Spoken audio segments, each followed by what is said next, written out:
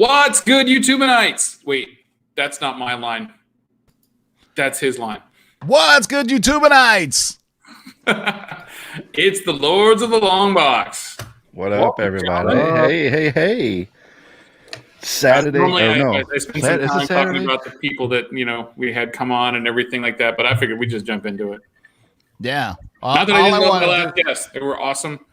All I want is to beat the number of views the 3 Men in the Basement have. Ooh, yeah. We just got to beat Otto. That's it, man. You got to beat Otto, yeah. Shout out to Otto, but we got to crush them.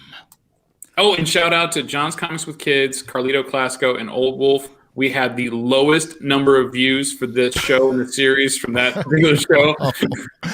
And I loved hanging out with them, and I think it was the best show that we'd done because it was just freelance, drinking whiskey and, and just talking whatever the hell we wanted to. But, yeah, who knew? I'm telling you, Saturdays at 5, 6, 7 p.m. are just the busiest times on YouTube. There's probably 10 live shows going on. Time, baby. Yeah. But, I intended to do this just on Thursdays and stuff. But, you guys have obligations on Thursdays. A lot of people do. So we had to move some stuff to Tuesdays. And it just became this rotating schedule of Thursday, Tuesday, Saturday, throughout the week, which actually really worked out in terms of scheduling and being able to break the shows open. But, yeah, it was a very good time. Hey, man, it's 2021. I don't got much going on right now. Yeah, Saturday night. So I just gotta hurry up and go to the couch. You know what I'm saying? Exactly. Actually, my lady's downstairs like, hey, she's like, take your time. You're always home. She's like, she never has the house to herself anymore. She just went to IKEA. So I was like, she came home exactly 5 minutes ago knowing I was going to be on here so she could have that. So, all right, I'll stay up here. My lady is upstairs watching TV. Maybe after this, we'll watch the new Coming to America. Yeah, absolutely. Right. Did that open today? Yeah, it's out. Yeah, Amazon Prime. Yeah. I was surprised that it was. It's actually a Prime exclusive. I mean, that was interesting. They're doing a lot of cool stuff with those exclusives. HBO actually, Max. What I watched Prime. last night was pretty good. There's a new Pacific Rim anime on Netflix. It started that today. Really? Yeah, not bad at all, actually. Yeah, I took my son when he was like 6 to the first one, and then from that point on, he was like, I'm going to Comic Cons and I'm hunting up kaijus and all sorts of shit. And that stuff was not cheap. It was not. No. But he enjoyed the hell out of it, right? But we saw the other movies. We saw the second movie in the theater. That one was that wasn't as good as the first. And I was really hoping for a prequel, when they did that rather than going forward. But it was okay. Yeah. For those just joining us, we just started. By the way, there was no formal thing. Okay, you could do the formal stuff now. I don't even know how the show goes. Do we just take off our shirts now, or how do we do this? There's no dollar bills, so it's on you. Okay. You'll have to post your own dollars into your own shorts because nobody's going there anyway. Red Lodge Crow, how you doing? Daniel Ibarra. Keith Newman's in here. We got Comic Books NYC. Hey, Kavi, how you doing, buddy? Kachung. Keith Newman. He's on Longbox tour. You guys always hitting up all of your live shows. See a lot of names in there. Lon Espinoza, JB, Keith Newman, Chad, Comics NYC, Daniel Ibarra. Yeah, man. Disco. We got John. Thank you, sir. Shared on the community page. Some Prime guy. Who's this guy? Yeah, Amazon Prime's in the chat. Lon Espinoza. We got a lot of new faces. I love it. And thank you for sharing it out. Ben Compton, Sergio Reyes. Just got back from Comics TNT. What is that? Get anything good? That's Mike shot in Tustin. Oh yeah. Oh my God, my lady's got a hold of my YouTube account downstairs. What's that? She's on my laptop downstairs. I can hear you talking about me. Nice. Hola. Right on. David Shane. Right on. TJ Slab Dragon Watson. TJ.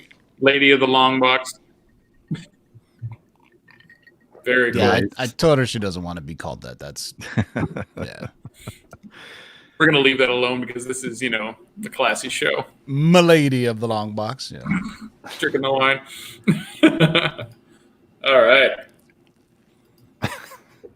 Very fun. William Smallwood, how's it going? So, we didn't really get to cover this in the backstage because we were just kind of, from the get-go, just kind of talking all sorts of stuff.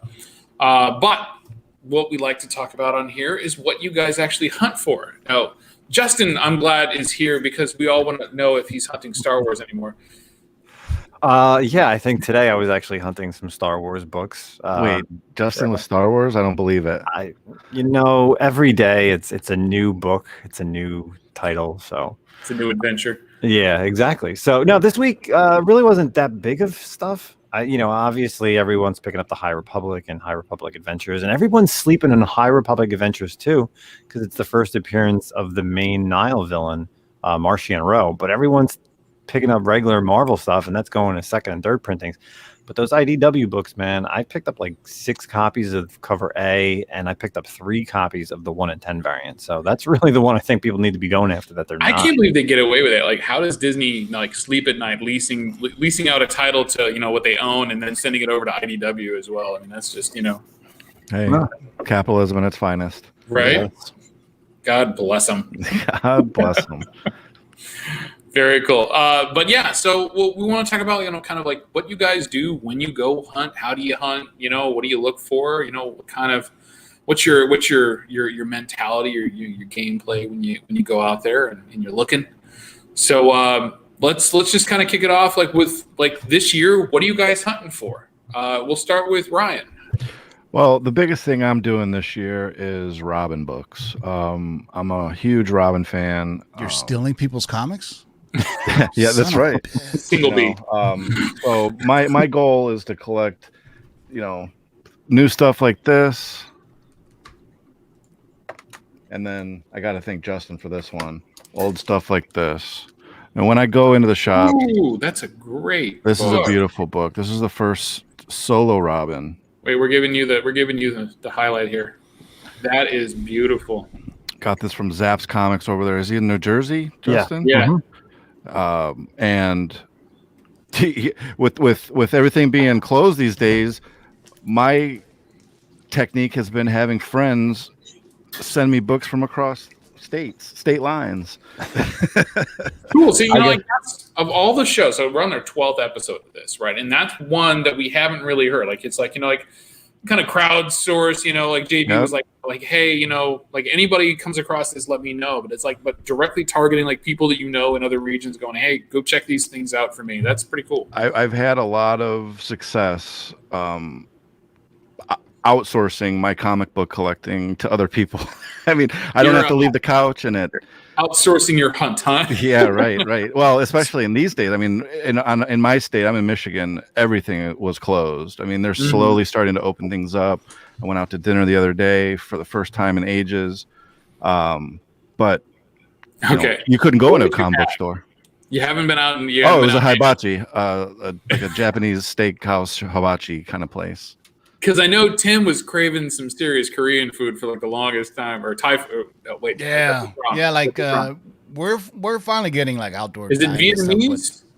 What was the cuisine? It's the pho or that's Vietnamese soup. Yeah, Vietnamese soup. So especially on a cold day. But I mean, even during the pandemic, I mean, my LCS was closed for hard closed for just a week or two, but then they started allowing people to come in. They were opening up a couple times a week, and that's when I helped them out by doing live claim sales at Comics, Tunes, and Toys. And Justin gets a tons of Star Wars books there. Ryan gets a tons of Golden Age books there. And I mean, that's one of the benefits of me being on the West Coast is when these guys go to their shops at 11 a.m. and it's sold out. Hell, it's only 8 a.m. my time. So typically you can. I guess us on the West Coast have an advantage, right? We kind of see what the market is doing. The trend, For New Comic Book Day, that is, right? When people start snatching stuff up. And so I can walk on my LCS as soon as it opens and there's I got that with the ASM 55 cover. Mm-hmm. It's that super secret variant that everybody wants, and it gets sold out quick, and to grab it real quick. Right. Yeah. Very true. But so back to you, Ryan. So Robin books, huh? A lot of Robin for sure right now. I'm trying to. I'm a huge Teen Titans collector, and I've pretty much finished the Teen Titans run from the Silver Age to Bronze Age, and all of the George Perez, Marv Wolfman issues up to I think 44, which was the Nightwing issue. Yeah. And I think they changed the title somewhere around there too. It went from 41, I think. Yeah, Tales to the New Teen Titans or something. Titans, yeah. So I stopped there. So I'll be getting into that, probably collecting those more, and then upgrading some of the more key issues. But again, the hunt has been online. The hunt has been on Instagram, and the hunt has been friends looking out for me when they go to cons and whatnot in places that are open. So it'll be nice to be able to go back and actually start digging. Yeah, true. But a lot of the stuff that you look for, and I know there's some other people in the chat, like Comic Books NYC, like we're looking for Golden Age stuff. That doesn't come around very often. No, it's the success for the Golden Age stuff that I've gotten has been primarily on Instagram and eBay. Yeah. Again, Justin hooks it up. There's other people that will throw me a, hey, this is for sale, or I saw this, and they know, if it's Batman, Teen Titans, Robin related, then more than likely you're doing a good thing just by bringing it to my attention. So yeah, I mean, it's it being in the community like we are, and feeding information back and forth. That's what it's all about, and it's just growing, and I love it. I can't stop. Ryan, do you want to tell Jimmy and everyone watching how you got that Star Spangled, or do you want to let me take that? Go ahead. So I was here in New Jersey. There's two shows a month. There's normally 4 shows. There's one up in Wayne, New Jersey, and one down in Old Bridge, New Jersey. I say down because I'm in the middle. I'm in between those two. It's at a VFW in Old Bridge. I was down there for their monthly show on a Sunday, and I'm just like walking around. I'm getting all my Star Wars books, and Zap Comics, who has 2 shops here in New Jersey, they had all their wall books up, and I saw this Batman book, and I was like, wow, that's really Golden Age. So I picked it up, I looked at it, and I'm like, I don't think Ryan has it, and I know he's a big Robin guy. So I literally took a picture of it, sent it in our Lord's chat, and and I just said, can you just hold on to this for a little bit? Walked around, Ryan was up at the time that I was there hunting. We got back, and he was like, will he do this much? And we're doing best offers like through Facebook Messenger. Yep. and we got a great deal, and it was shipped beautifully. Yeah. And I showed him we took it out, front, back, corners, everything. No resto. It's gorgeous. I can't wait. It does. It looks absolutely beautiful. It really is. With Golden Age, man, buying online is scary because you really need to make sure there's no resto or missing pages or missing staples or anything like that on Golden Age. Although this is coverless. That's okay. Oh, you just kind of whips that out. No big deal. Again, it was a YouTube or I didn't know we're supposed to bring props. I don't know. I thought, hey, we don't talk about. I don't get to show off comic books. We're always doing business on Lord of the Long Box, so we don't get to. That's not on your list this year, apparently. No, an upgrade maybe. Once I hit the lottery. Yeah. But no, that's a coverless. It's missing the first wrap. I got it from a guy on Instagram actually about 2 or 3 years ago. So yeah, it's a facsimile cover. Okay. Yeah. Well, hell, still, but it has. I will here. Might as well share. It does have the most important part of it, even though it doesn't have that cool the actual Robin intro. Yeah. Nice, yeah. There he is, right there. The very first appearance of Robin. Whitey's, man. There you go. So, I will probably be getting Speedo, this. Robin or Namor? Definitely Namor. Speedo. Yeah, I don't think you should be messing with like 16-year-old boys in Speedos. So, right. That'll be a clip. But yeah, so right now, it's. I don't really buy a lot of new stuff. I'm focused on Silver and Golden Age pretty much for my collections. Yeah. Somebody actually in the chat was asking if you'd read the Future State Teen Titans. I haven't. I answered him in the chat. I actually haven't been reading the new stuff. I'm waiting for the trades. For the collections, like, I don't know. I'm afraid to read. Like I'll flip through a comic, but I like having it in collected editions when I read them because it seems like it's like a marathon. Watching a marathon of shows as opposed to having to get one issue and reading the issue and Right. one issue. So I'll collect the single issues for my collection and then I'll read them through trades. Yeah, no, I'm with you on that. What about you, Justin? What are you hunting for this year? It's really interesting. So, like personal, right? Because we know you're hunting Star Wars for business, right? Because see, Star Wars really isn't a hunt because I kind of have all the keys. Really, just damn, mic drop. I'm sorry, it really is. I mean, like, what am I really hunting for Star Wars? Because it's not old enough.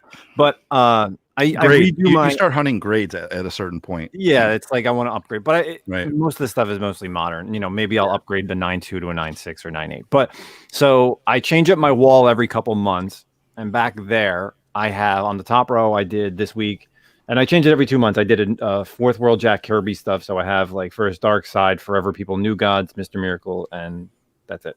But the bottom row I threw up my oldest Batman stuff. So Golden Age Batman, I have graded. I have a 35, 42, 49, 59, and an 85. So complete Batman Volume 1, I have complete from 99 to the end, which is 713. That is impressive. Pre 100, and I was looking at my cover price app because I put everything in there. I'm only missing 79 books from 1 to 99. Why? I'm surprised you're not completed with that yet. Come on. I know. Well, this is where a guy like you 2021 is. Quit spending money on those Star Wars books and start going Batman 1 through 99. I've been trying to get like all the Bronze Age detective and Batman down, to current, and I'm like, I've got like, I don't know, probably like between the two series, I think I've got like 80 books left to finish that off, but like coming across them, collecting Batman is tough. Right, because you don't come across this stuff, and when you do, it's like everybody's on a free for all, or it's like $15 an issue for Copper Age, 40 centers. It's ridiculous. So yeah, when I was collecting the Batman stuff, that's how I went backwards. So like I did like everything in the 400s, everything in the 200s, 100s, and down. So now I'm kind of working my way down between 90 and 99. It's stuff I'm on like Metropolis Comics, Comic Connect. Looking on eBay, Instagram, and it's just like, do I really want to buy a raw copy? Hope, I don't know if it's restored. I don't mind buying some of these fillers. See, once you get down to a certain level, I don't think restoration, to me, restoration doesn't matter on a Golden Age book. Like, it's so common. It's just so common. Yeah. I don't. Well, especially if they're restored to a high grade, like you don't want it restored 1.0. That's just, that's like a bad restoration job. Yeah. Well, my 49 back there, first Vicky Vale and Mad Hatter is a 6.5 resto. It's got color touch, but when do you see? Yeah, exactly. When do you see a Batman 49 like come up, especially in a 6.5? Yeah, like I came across one last year at Torpedo, and I was like, pass. Yeah, probably one of your firstborn for it. That's why. Yeah, it's expensive over there. It was like 25. Yeah. But it's still, it was like, again, it's one of those you don't really come across that often. But see, for Golden Age books and stuff like that, see, the bread and butter for those is cons, and we just haven't had any cons. Yeah. And that's the tough part. Because then if you want them, you're spending an outrageous amount on eBay you're spending con prices. Yeah. Like, it's not that you're also competing exponentially against thousands of people at a con. Maybe 50 people are looking at it, as opposed to online, it could be 10,000 people looking at it. Yeah. I don't want to get into my theories about who's in the market now, but I mean, I could go to every shop in New Jersey and I probably wouldn't find a Golden Age book on the wall. And it's not something you're going to find in a long box digging. You're going to have to look for it online. And like you guys said, the next best thing is a con, and who wants to pay really con prices for books? So you can find some deals if you are patient. I was like Sunday at the end of the day. Yes. And they're ready to sell, and you kind of can get some deals. That's when, so go to the con on Friday and Saturday and have fun, look around, get a signature. On Sunday at 6 p.m., start buying your books, because they're packing up and they don't want to take that back with them. Take the book that you want and hide it in another section. I picked up an NYX3 at C2E2 in a 9.6 that I knew I could upgrade for like $350 on the Sunday. And like I got it upgraded to a 9.8, but even the 9.6 is like over $600 now. You know, and that 9.8's well over $1,000. I was like, yeah, no, hell yeah. Yeah, but the deals are there. Yeah, but obviously we got to get back to cons, and there's a lot of like mini cons and micro cons and stuff that are going on in your areas. You just got to check them out. You got to find them. I'm actually trying to put one together right now. Like just, you know, some kind of like, you know, like light comic swap, you know, 15, 20 vendors kind of thing in a place that's big enough to host, just to get people in the door, just, you know, because there's nothing in my area. There's literally 2 stores in a 40-mile radius. I heard that about Chicago. Somebody was telling me Chicago doesn't have a lot of comic shops, and it's probably pops because, you know, actually we were just I was just talking about it with Jason. You know, he's talking about expanding up into just over the border in Kenosha because they just lost their last shop. Wow. And there's like no new books from. If you look on a map, there's no new books from Grays Lake to Racine. And that's a massive amount of real estate up there, right? And then when you look at just like the northern area, the northern part of Chicagoland, like literally from, you know, there's 2 stores, you know, from like Racine all the way down to like Lake, to Cook County. It's just, there's just like 2 counties with no stores in it. That's so weird. So that's a large metropolitan area, and exactly. But it's just in that whole northern area. I mean, it's just ripe for it. But it just they haven't been able to. You know, with the pandemic, it's been difficult, right? Because, you know, we know traditionally comic book stores are not significant businessmen, right? They don't think about business. They think about I don't want to go to work. I want to hang out in my shop and, you know, play Magic and, you know, and do that kind of crap. But the fact of the matter is that, you know, when you don't have, you know. You have to be able to weather the storm through those things. You have to be able to, you know, act in a business manner, and it's really difficult. And when you don't, then you don't have a job anymore. You don't have and then you get stories of those comic shops who, you know, you'll get a book that's got $10 on the price tag, and they'll look it up on eBay because all of a sudden it's a hot book. Yeah. So I've heard a ton of stories like that too. So it, like you said, you got to be a savvy businessman, you know. Well, I think the pandemic also weeded out a lot of those people who are comic shop owners who aren't good businessmen because they realized that they need to change what they're doing to be able to take care of their customers. Like, you know, shops were doing, you know, curbside pickup. And then, last year we had the whole thing with Diamond was shutting down for, you know, what was it, 2 months? I think it was 2 months. It seemed like 2 months, So much so that DC said, nope, we're going to start our own multiple distributors because we want to put comics out there, and it's like, are you not being safe? You know, and if you're a comic shop that only sold new comics, you're in trouble. That's you have to have back issues, graphic novels, you know, like, you know, cards, other merchandise and apparel, and other means of selling it too. Like, you know, savvy shops are doing IG sales, YouTube sales, or whatever they could do to, you know, and you know, to come through on the other end. And shout out to this chat, 27 people, right on. Yeah.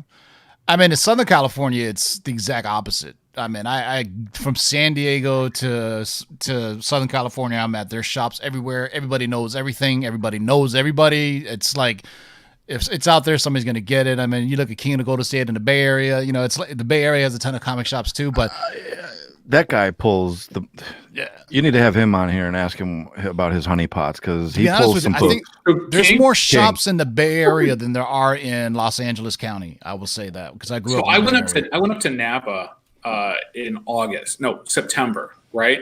And I'm going to tell you right now, I tried and I could not visit one shop. Not one. That's because you're in wine country. It doesn't matter. I drove past like areas that had like there was like at least 6 different shops in that, you know, between, you know, Oakland and whatnot, and like nobody was ever open. Oh, that's right. Yeah, because San Jose has a lot. Heroes in Campbell is if you go there, it's pricey, but man, they all have giant size X-Men 1, that's X-Men 94, X-Men 1. It's a bit pricey, but I mean that's where I actually first met James. Like 3 or 4 years ago, I was working up in Palo Alto, and I said, "Hey, man, you want to meet me down at the shop? We'll go digging together." And you know, and that's when I made him buy that 9.6 Wonder Woman bondage cover. He'll thank me for it now. It was a 9.6. It was a golden, it was Silver Age. Yeah, isn't he like 7 feet tall or something like ridiculous? Yeah, like that? Pretty much. Yeah. I mean, like every picture I see of him on Instagram that somebody else takes, it's like the sun's blocking him out, kind of. Well, he came down to WonderCon, and I'm 6'4", but we were walking around, and like chicks were walking up to, hey, can I take a picture with you? Because she was like 4'11", right? So there was just the joke of somebody super tall and somebody super short, or somebody asking him, hey, do you play basketball? And I said, James, anytime somebody asks you that, say no. Do you play miniature golf? And then just walk away. That's end the conversation right there. Right on. So, all right. So let's go back to Justin. So, Batman, you're focused on the top end of your Batman run. Is that right? Yeah, the Golden Age stuff. I actually stopped collecting detective. I actually wiped out my entire detective run minus the keys to focus really just on Batman, because I had detective probably 400 to now, and I had, like I said, Batman 99 up until now, and I was just like, I can't do both. There's no way I'll get under the 400 range in the detectives. I'll get some of the keys now that I'm missing. Mm-hmm. But yeah, Batman kind of this year is really where I'm at. So I at least want to get down to, I want to knock out at least 20 books. And these Golden Age books are expensive, even in like 2.0s, 3.0s. Yeah, they're true. like a couple $100. Yeah. So unless I'm selling stuff on eBay, that's the only way really I'm going to start hitting them. And, if it's maybe once a month I buy a book, so then I'll knock out 12 this year. There you go. And this is why I'm glad I got you guys on, right? Because nobody ever hears about Justin hunting old Batman, right? It was like variants and moderns and Star Wars, and like nobody knows that you actually have like Batman 99 to current. Oh my God! Well, I said it today on someone posted. I posted the picture today on my Instagram, and I replied to someone. I said, you know what? Tomorrow I'll post all my Golden Age Batmans that are not slab. Shout out to Ryan. Ryan, I actually got one from him on one of the Lords of the Long Box. It's a Batman 27, and this was sometime last year. So it's just tough, It's like, yeah, I want to post those pictures, but how many times can I actually? Well, but what am I going to go out and find these Batman books? I need to go to a con. I need to be in, a department where it actually has them, but they're not available, like you said. Or you could have been on a Lords of the Long Box auction when I was selling them all. Oh, there you go. I bought one. There you go. My God! So shameless plug. I said this, I think, on one of the other shows. Like I'm at my son's. So my son's plays football, and he was freshman last year. And it was when you guys had the sale around. It was around Thanksgiving, 2019. Black Friday. Black Friday sale. Black Friday sale. Yeah. So annual Black Friday sale. Yeah. So I'm like way south at some college watching a football game, watching basically his high school win the state championship. Right. And I'm walking back to the car, watching Ryan put up these like incredible Batman books going, I have no money. Like, when's the next one? And it's like, it never comes. And like, no, we can't do them every day, because if you do them every week, they start to get a little stale, in my opinion. Not like last year, like where it's like, auctions, like constantly. But it was just, I was waiting for the next year, and it was like, I missed that one too. And then like I heard like you didn't have a whole lot of Golden Age that you put up that year. And I was like, all right, well, maybe I didn't miss out. Yeah, no, it's always good, I think, to do it about quarterly, every 6 months. But you can't do this during Black Friday. That's when people are spending money on their kids. You gotta wait till New Year. We should do it. We should do like a tax day sale. Right? Totally. Yeah. Stimulus check day sale. Yeah, that's the next one. Out, yeah. Tax returns. So what we got? We used to actually do it. Remember, we used to figure sometime like after. Well, we figure it should be April, because anybody does their taxes, on April 15th probably has to pay. So the people who are getting money back do their taxes like as soon as they can in January. Yeah. The people who have to pay taxes wait till the the January deadline. I didn't do my taxes last year until October. Oh, you must owe big time. Well, I didn't owe money. I was just like, I'm like, yeah, I don't want to claim too high and then miss out on the stimulus check. And it just became a thing. Like I wandered off until like later. There you go. But it worked out. I still haven't got my state check. Talking tax shelters on the Geek Aficionado, how to stick it to the man. Get an LLC for your YouTube channel. Everything you buy and show on here is tax deductible. There you go. There you go. There's that little nugget of information. So, Tim, what are you hunting for this year? I am hunting for X-Force numbers. I'm just kidding. I was just looking at all my X-Force cards, and none of them Did you are have one cool. under your chair that you just rolled over? Yeah. No. I recently I just got a couple of books that, and this has been a long goal of completing my X-Men run. And I think that the X-Men one has jumped the shark. Then I don't think I've been priced out. I should have got it way sooner. But I mean, if I look right now, I got the last two ones slabs. I have X-Men number 2, number 3, number 6, number 10, and then all the way through up to the reprints, and then 94 all the way up to like pretty much 300, and most of the keys in between, giant size, X-Men 94. But X-Men 1, I mean, on my personal grail is Journey into Mystery, first appearance of Thor, right? Because Thor, Silver Surfer, Doctor Strange, those are my three favorite characters. I have Doctor Strange, I have the Silver Surfers, and I wanted the Journey into Mystery 83. But that book is even, that book is pricey now. Even when the movie came out, it was always an expensive book, but it's gotten to new levels now.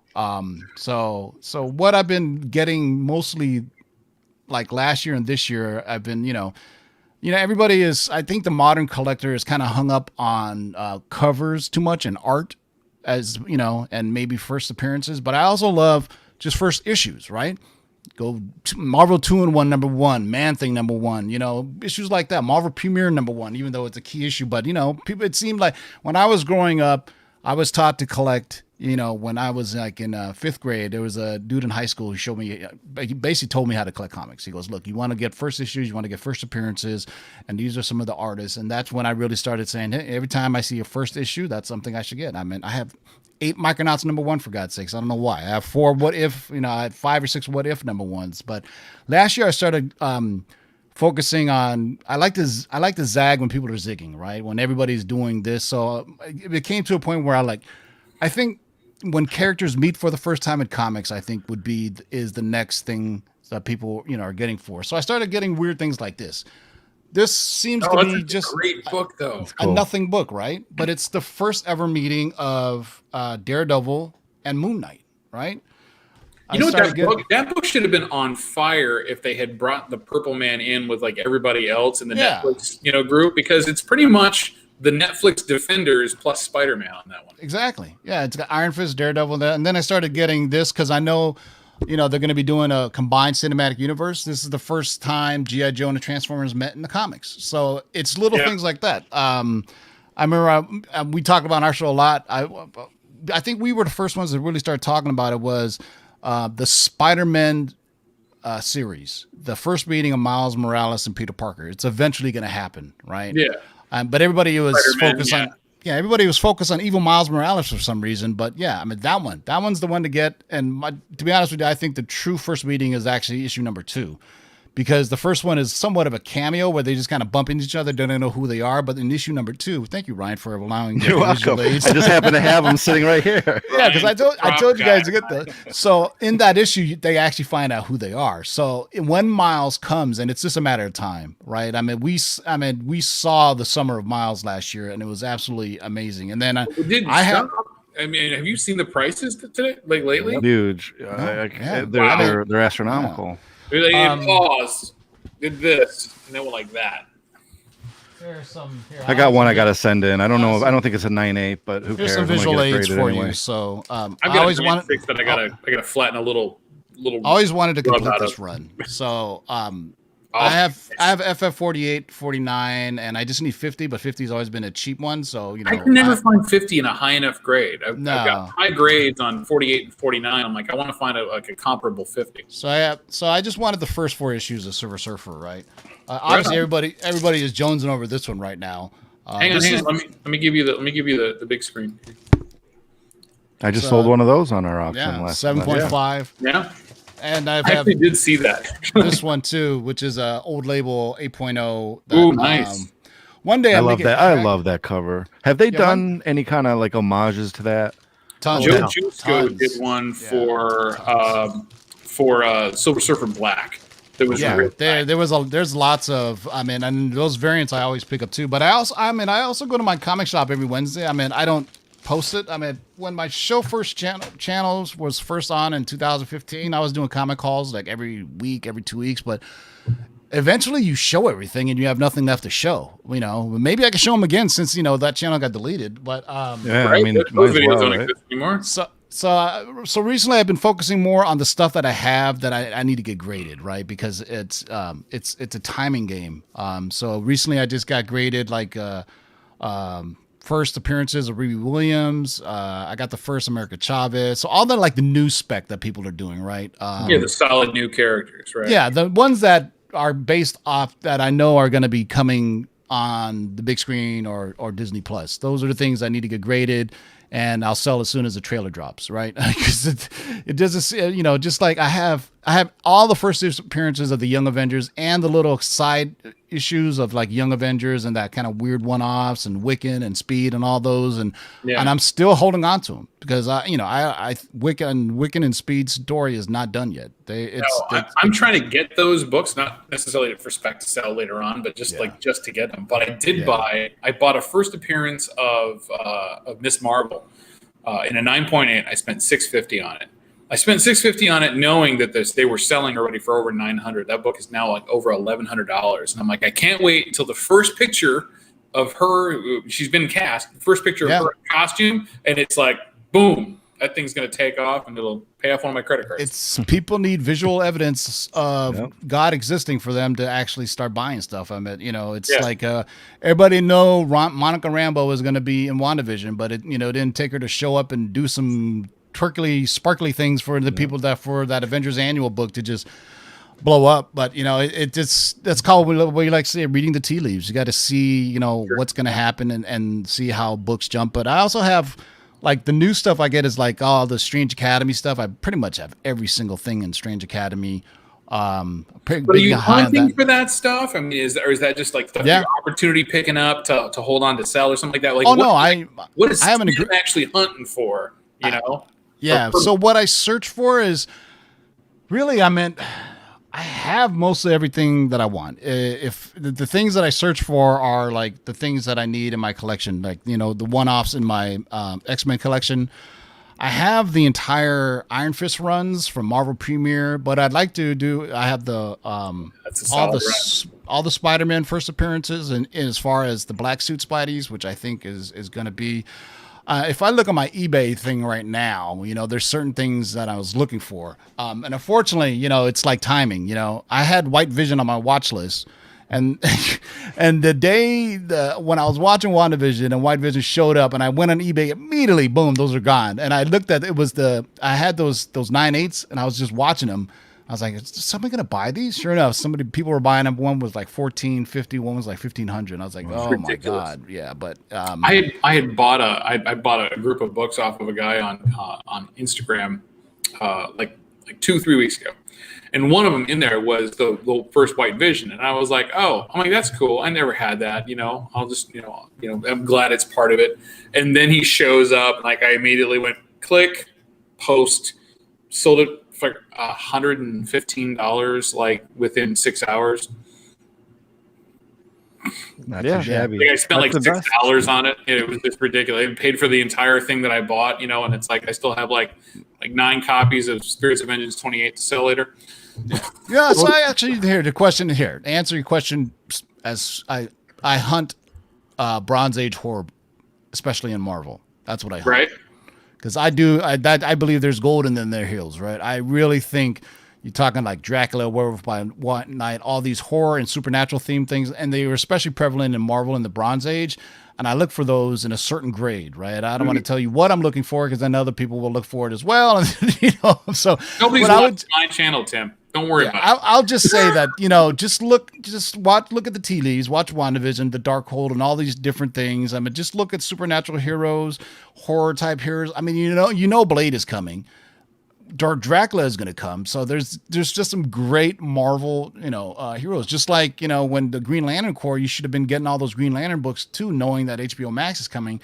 The Snyder Cut, I don't think is going to affect the market at all. I think the Green Lantern Corps coming to HBO Max will affect the market first. I think the Snyder Cut might actually affect the Fourth World books to some degree. I think it'll kick them up a little bit, and I think it's definitely. I don't know whatever happened to that New Gods movie. It just hasn't got any development done on it. They've done such a poor job of trying to bring anything to film, right? Whether it's TV or anything like they do great TV shows, on CW, but that's more the CW guys are really doing a good job, right? Well, DC is doing the first ever Latino superhero.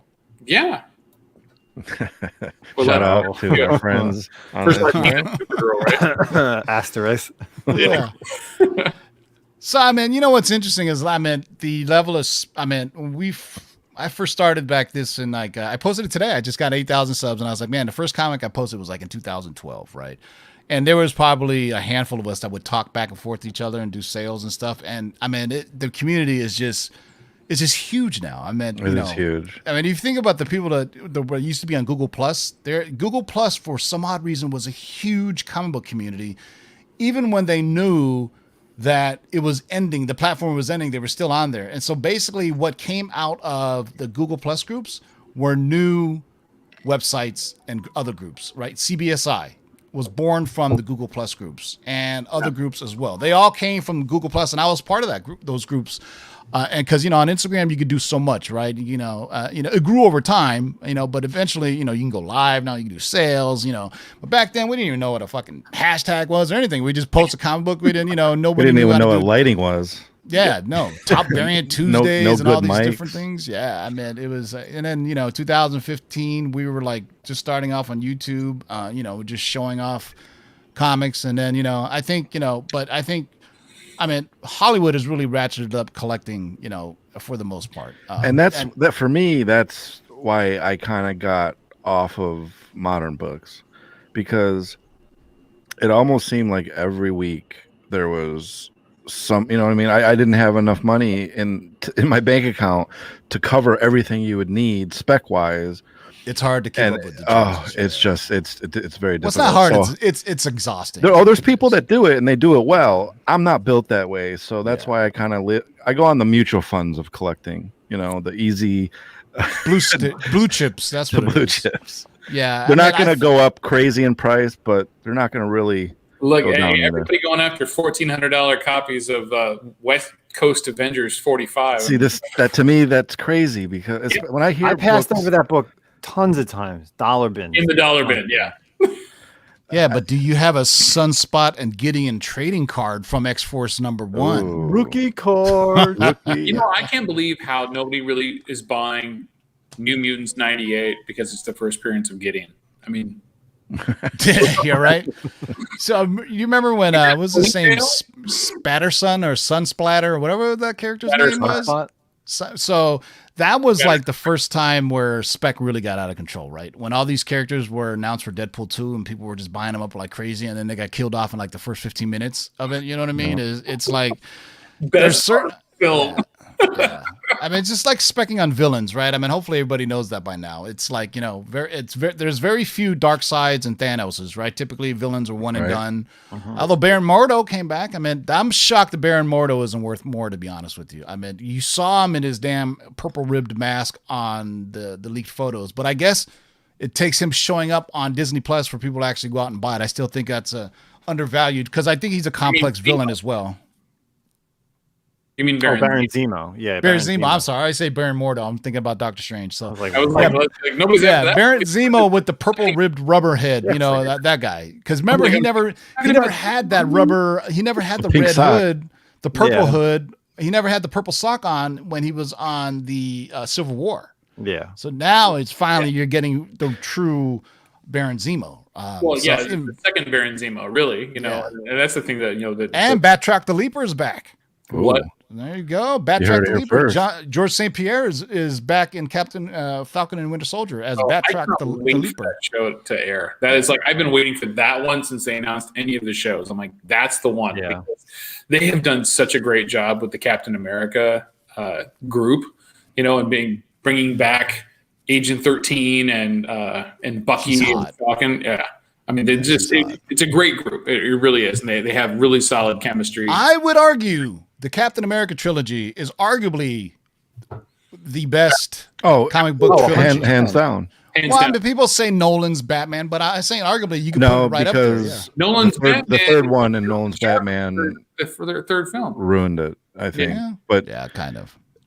as for as close to perfection, I think you're right. I mean, Winter Soldier, I think, in my opinion, is the number one Marvel movie. Yeah, but even the first Avenger is very underrated. Like Joe Johnston did a great job with directing that kind of World War II period piece. I mean, Joe Johnston also is the same director of The Rocketeer. I mean, he did a great job. I mean, it's one of my favorite films. I mean, you think about it, that's, the way it's filmed, it really looks like it's a gritty war film that's why I think, man, the rumors about Chris Evans coming back as Captain America, I think are true. And I think it's going to follow his adventures from World War II on. I think you're going to see Howling Commandos and Steve Rogers and Agent Carter's entire history is going to be rewritten. Everything that happened in the TV show doesn't happen anymore because she got married to Captain Rogers. And who knows? Maybe they have kids or something. But I think the fans want it enough. I think we're going to see a Captain America series on Disney Plus, just to tell the story of him. And because fans are like, that's so sad. He finally meet her. He finally gets to see his love of his life, and then boom, it's the end game's over. We never see it again. So, and there's a whole story they could tell that tells the story of him and Peggy Carter. I'm so glad you brought up Rocketeer because that, in my opinion, is one of the most underrated characters. Out there, right? I mean, Dave Stevens did a tremendous job. The art is rest in peace, Dave Stevens. The great one, yeah. We all love Dave Stevens' art, but the character that he created was wonderful, right? And even the movie that they did, I mean, like you can trash it all you like, but I think I love that movie. But it's a great film. It really is. I mean, it's like one of the first best really superhero films. That and Blade, but yeah. The fact that they haven't done more with it, in my opinion, I think is criminal. Yeah, I don't even know who owns the rights to it, but now would be the perfect time to do it because when it came out, it was like a kind of pulpy thing. People didn't really make of it, the nostalgia of it. But Jennifer Connelly was just absolutely smoking hot as young in her prime, and then they did a few of those kind of under the radar kind of. Well, the Phantom, right? What was his name from? Billy Zane. Zane, yeah, he did that. Darkman, remember? Did they do The Darkman? Shadow? Did they do a Shadow movie? The Shadow was awful. That was Frank Miller who actually wrote and directed that. That was The Shadow. Oh yeah, with Alec Baldwin. Yeah, that was bad. Yeah, he actually wrote and directed that. But that's probably why. The Phantom was interesting. And remember, I mean, people forget there was comic book movies from independent comics too, like League of Extraordinary Gentlemen, right? Nobody remembers. Losers was a comic book movie. I didn't know was a comic book. Everybody remembers what's his name? The writer. Name's escaping me right now. For what? Manson. Oh, Alan Moore. Alan Moore. All anybody remembers about those movies is Alan Moore crapping all over him in the media. I'll never be associated with another thing. And it's like, great, don't shut up. Yeah, he says that about everything. Like every single thing that they've adapted, he hates. Alan Moore hates everything. Yeah, he hates everything. Get over it, right? Ryan is our Alan Moore. He's got the beard. He hates everything. Yeah. Except Batman. I just don't have a really good British accent. Yeah. Right. So wait. So Greg's saying that they did a Rocketeer cartoon recently. I missed that. Really? I'll have to check that out. Yeah. All right. So we're gonna get back to hunting. So next question: are you guys targeting any specific big books or grails this year? And we'll start with Justin. So my two books that are on my watch list on eBay is a Detective Comics 140, 141, which is a First Riddler. But that's kind of, at this point, it's even being priced out because of the Robert Pattinson Batman book, because he's going to be in that. So the one went up significantly, but that and it's a book I want to upgrade. I have like a 4.0, I think, and it's just such a tough book to find because of that pink cover. But another book would be the Golden Age book. It's the first cover of Scarecrow. That book, and that book, even in like a 2.0, is insane, and it doesn't come up often because I actually own a World's Finest 3, so I do own first Jonathan first appearance of Scarecrow. Yeah, that's great.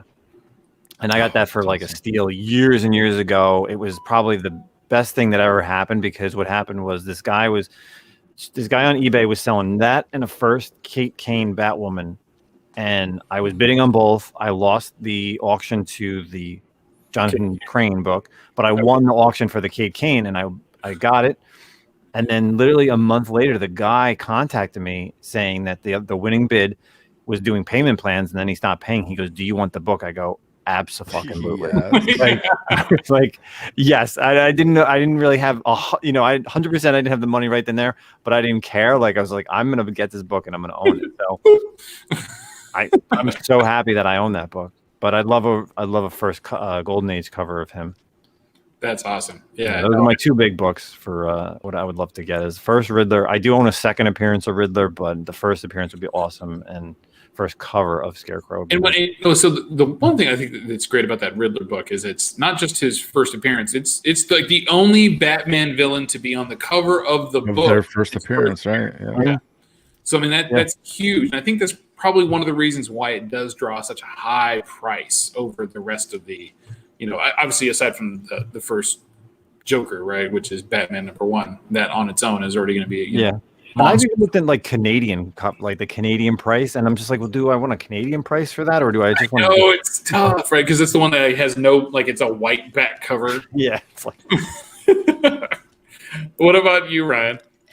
Really, I haven't thought about what I wanted this year. I've been really focusing on getting books graded for my personal collection. I've spent a little bit too much this year. I bought a first, what was it, Justin? The Star Spangled. You're asking Justin what you bought. Yeah, no, we've been talking about it because it's the Star Spangled. The Chimp, Detective. Oh, Chimp. Detective Chimp. Yeah. And oh I really was looking for that. That book you can't find anywhere. Do you have it? I do. And can you show it? I'd have to get up and find it. You haven't seen his room yet. You don't want to ask. No, I mean, I kind of organized a little bit. I mean, give me like 2 seconds. I'll grab it. Yeah, no, absolutely. Yeah, because I think that's a book that very few people really are aware of. Like if you were like reading like the Villains United and the oh god, what was it?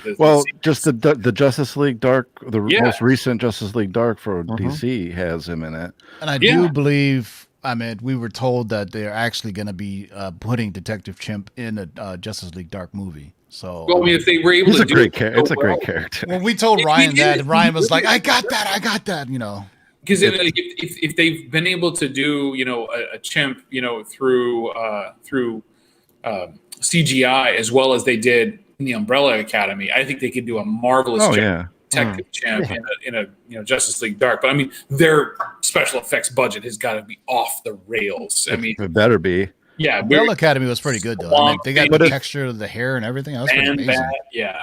But gun to my head, if I had to think of a book that I would want this year, it would be a high grade Brave and the Bold 54.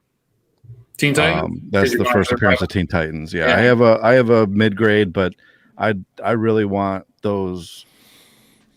I'm looking more to upgrading my Teen Titans collection than anything else, grade wise. So I'm in the grade upgrade portion of my collecting, I guess. At this point. You brought that up earlier about collecting Teen Titans, and I can say from my own personal experience, that is a hard collection.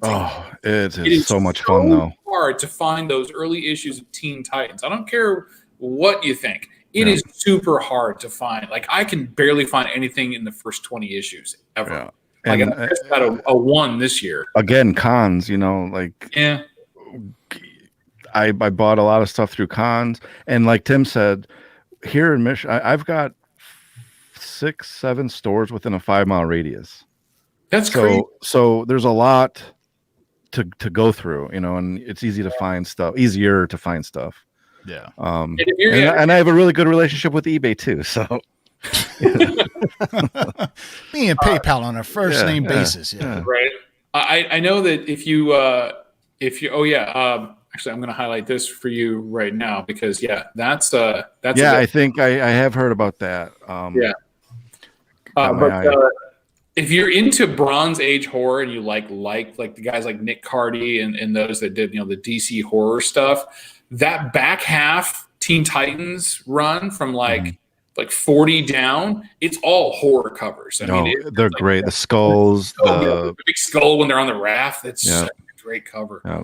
And he did some fantastic Spectre covers as well. There's a Spectre run, Adventure Comics, I think 411 through 416 or something. It's awesome. It's an awesome Cardi cover of Spectre stuff. Yeah, the Spectre stuff is great. It really is. So nothing huge that you're going. Nothing huge, really. the one book would be Nice, Brave, and the Bold, but right now I'm in grading, like organizing my collection, really trying to pare it down. It's insane. I don't know if you've seen when I'm for your personal collection. Or you grading for my personal and for selling as well. Okay. It's just easier to sell graded books. It is. I'll put a little bit of the investment in it just to make it easy. Yeah. 2 pictures on eBay, it's a lot easier. Oh, I mean, I can't tell you how many times I had a Golden Age Batman book that I sold to someone. It had a small tear on the cover. I mean, yeah, was it torn? Sure, but it's also a book from 1947. Right. And he gets it and he doesn't want it. Send it back to me. I'll take it. So it's like, It's like, what? yeah, it's unbelievable. But hey, we do it. We do what we do. Some people aren't happy. So there was somebody that I think didn't you benefit from that? Who benefited? Is that the one you're talking about? Yeah. Is that the Batman? The Christmas 27? cover. Yeah, that was me. Yeah. Yeah. You sent it back? No. Somebody sent it back to me, and and Justin ended up grabbing it. They won it on an auction. They didn't like it. And I was kind of bidding on it, I think. And if I wasn't, Ryan was like, "Do you want this at what the guy bought it for?" And I go, "Absolutely." Like, when am I going to get a Batman 27 at that? And you price? can't even notice the rip. Oh, I didn't care. It was, again, One man's trash is another man's treasure. But whatever. Hey, I'm not upset about it. I couldn't believe someone's upset about it. I'm blown away. Especially, see, I guess good look, when it's a book from 2020 or 2000 or 9, you want a 9.8, right? But Sure. when it's from 1942, I'll take a 1. I'll take a 1. I'll take a no cover. Yeah. That's the I don't sound like the get off my lawn guy, but that's the younger generation of collectors. I mean, I would say since about 2010, there's collectors who would just want to collect 9.8s. I mean, I see people submitting like 50 random books. I mean, it's nice to have a 9.8. It's cool and everything. Well, no, because they think they have a chance to get a 10. But it's like, all right, they don't realize all the money they spend. 10s don't exist anymore, first of all. Yeah, it's just kind of, I'm kind of against grading modern books. I just think by the time they turn around, they're not worth what it was. By the time it took like 3-month turnaround time, you know what I mean? So not with that 2-week check-in time, right? Like, the book showed, my submission showed up, and it's like 3 weeks later, you finally check them in for we say it on our show all the time. If there's a new book that's a 9.8 for $60, I'm gonna go look for that book real quick. I'll be back. Yeah, you know what I mean. Buy a 9.8 for $60 because that's like half the price of grading and shipping anyway. So. Yeah, no kidding. So Tim, what are you looking for any specific grails this year? Like any huge books? Well, there's 3 that's always been on my list, which is FF1, X-Men 1, and Journey into Mystery 83. Right. Mm-hmm. But the way I buy grails is different. I typically will buy them at shows, and what I do is I show up with a fistful of cash and comics. No, because I'm like, hey Dormammu, I came to bargain. Let's do this, right? So, and so I have books that I'm not emotionally attached with. That I was like, hey, but there's this book I want, but it's worth $2,000. I'll give you an extra. Here's some cash on top of it. Let's make a deal. Like Ryan said, like on a Sunday, I've done that with Reese's Rare Comics. I know them well for about 4 or 5 years now, going to cons, and sometimes we'll work out a deal like that. Like, I got a Wolverine. I have a Hulk 181 7.0. Do I really care about it? It's all right. As soon as the movie pops, no. But I would flip that in a heartbeat to get a Journey into Mystery 83. Put it that way. And I always have minor keys. Like Ryan said, there's certain things I want to get a higher grade of. You can sell a 8.0 version of something and get a 9.2 version of it, but I want to complete my Frank Miller run. I need just 158, which is the first Frank Miller, and I need 168, which I sold, and now I'm fucking pissed off because Elektra is hot again. Daredevil. Elektra. First appearance, Daredevil 168. Yeah. Daredevil 168. So I want to get that again, but I want to get like a 96, 98. Because to me, it's like that. Those. I think the price discrepancy between a 9.698 to like a 7.5 is huge on something especially on a newer book like Copper Age on. Like Ryan said, a Golden Age, 3.0s, 4.0s, they're all still pretty pricey. It doesn't even have to be a key issue if it's old. 1.0s can be pricey. You can find copper in 9 and better, right? You can find silver in 4 to 5, right? Yeah. But So I think I five. have I most think of five, the- six yeah, I for have silver is the most- sweet Yeah. spot. Finding Most of Gold the- Age and 3 and above, it's like, that's where it gets a little. like right now the way prices are, an X-Men 1, FF1, or Journey to Mystery 83, I would take 2.5 to 3.5. You know what I mean? Yeah. Before I was like, I gotta have 4.5 at least. I was that snob, but now it's like we've been priced out of it by trading card guys, by video game guys, all this new. Sneaker There's definitely new. There's new money in the comic book collecting game. If you don't believe yeah. that, you're fooling yourself. And it's people who have run up. It's the GameStop people, whomever they are. They want to find a new thing that they can flip, and they just know what the general keys are. So they go out and they spend big money on these keys. I mean, some idiots spend it on Marvel Previews number 95, and we'll spend 10 grand on it. So it's money and it's full is the most dangerous thing to do. And you know what? I want them to keep. I want them to keep spending their money on that so that I can afford. Well, I'm not mad about it. No, but for every Marvel Previews 95, they're also upping the price of X-Men 1 and FF1 and Journey and Mystery. You know what I'm saying? Like the first appearance of Loki has gone absolutely crazy too, and it's good. But that stuff's going to come back down. I mean, I know it is. Yeah, I used to think that. I don't know that anymore, man. Pretty soon all you Marvel collectors will get priced out of the game, and us DC folks will just have our buy DC stuff. I love it. Oh yeah, no, buy DC now. Unless a Flash movie comes. So speaking of DC, but I mean, they completely wreck everything that they do. All right, hold on. Rex the dog. Here's the book. Rex the Wonder Dog. Number 4. That's awesome. This is the first. So yeah, if you don't know, this is the first appearance of Detective Chimp. So if you're a reader of Justice League Dark, and that's another one. I was talking Teen Titans. Justice League Dark is a huge collection of mine. Tim loves the Marvel magic, and I love the DC Dark. Oh yeah, the DC. Like I've been trying to find a good copy of. There you go. Showcase. There he is. Pretty clean pages, actually. Oh, it's a beautiful copy. That is awesome. I need to bring back chronic back issues. Absolutely. And go through these books.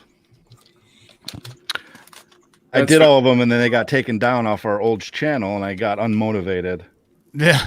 Well, as soon as like Hollywood loosens up and movies start getting released, then things will start moving again. Because then I don't sell. I rarely ever sell anything. I sell during the Lord's auctions, but I don't sell on eBay anymore. Because it's a mentally exhausting sometimes, just the amount of speculation, and sometimes we are to be blamed for it or commended for it. But I meant, we have two types of things that we do on our channel. We do where we actually look at sales that have already been recorded. Right. Now, that's something we're not speculating on it. We're reporting on it, and we give you our honest opinion when we tell you why this is moving is because some idiot YouTuber said he thinks this is happening and everybody listened to him, or some other idiot was saying this, or, if it's legit, it's something in Hollywood being developed, and we give our honest opinion on it. The cover price guys like that we tell you, hey, this book, is probably not going to be in this list for too long. Like last year when Corona, I knew you were going to say Corona was showing up and idiots were buying it.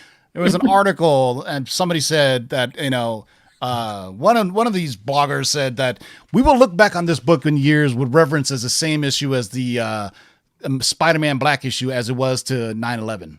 I'm like, no, you won't. Nobody will look back at Corona and at coronavirus and want to get the first appearance of Corona. That's absolutely horseshit. So. But, I think it's, but we also do another show where we have some sources and we give people what we call long-term spec lists. And this is stuff that happens a year from now or 2 years from now. And that's why it's a great list to have, because you can get them for cheap. Sometimes, unfortunately, the books are already established characters, right? Like Elektra or Bullseye. But sometimes you get a Bushwhacker or you get a Stiltman or something along those lines. So okay, let's be honest. That Bushwhacker is a little pricey anyway. Yeah. You get a Dakota North, Tim. Yeah. I mean, there was a time there we were doing these shows every 2 weeks, and we would get this, and we were buying all those books, right?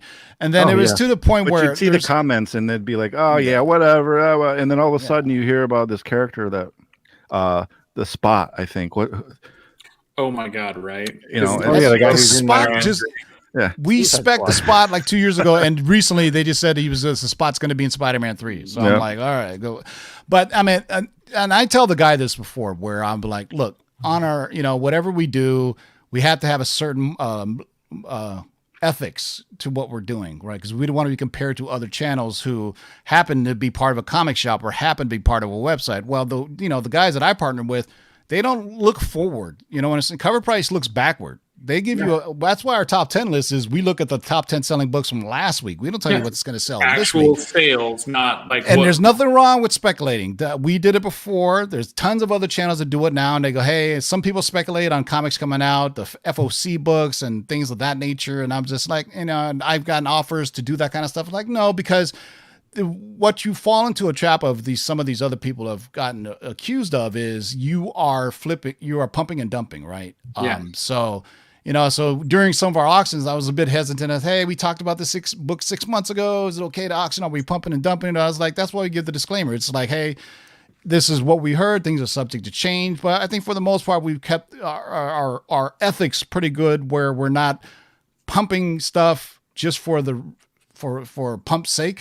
Can I see that? Sounds kind of dirty when you say that, but so it's always a fine line. So I pick the partners, our friends of Geekosity, Mikey Sutton, who give us scoops that we run, and then we do our stuff with Cover Price, where we look at the shakers and the top 10 books, which has really been fun, which really kept our channel going, because when the pandemic hit, my sources had run dry because Hollywood had shut down. So we were just like, well, what are we going to do? And then Cover Price had reached out to me a while ago and said, hey, you want to do something? At that time, I was like, I'm too busy. And now I'm like doing 2 shows a week. I'm getting tired. Now I'm like, I just can't keep up with this. It's like, but it's interesting to look at what people are buying. Cause then, you see, like when we saw the Miles Morales stuff happening, and it was like, once a week, that's fine. But the next week after that, 4 or 5 weeks in a row. And then next thing you know, Miles Morales is the PS5 version. You're like, there is still people that